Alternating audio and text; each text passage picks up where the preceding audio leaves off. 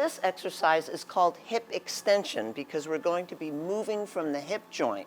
When we move from the hip joint at this angle, we're going to be working the glutes and the hamstrings. So notice she's moving from the hip, sticking her bottom out, and then lifting up from the hip joint again. So on the way up, the glutes contract, the hamstrings contract. One more time. Now some people think that this is for the low back, but if the spine is in neutral, the spine is in what we call an isometrically contracted position. We're moving from the hip joint down and up for glutes and hamstrings. So this is hip extension. And there's a more advanced version on a different bench. The more advanced version of the hip extension is done on a horizontal angle.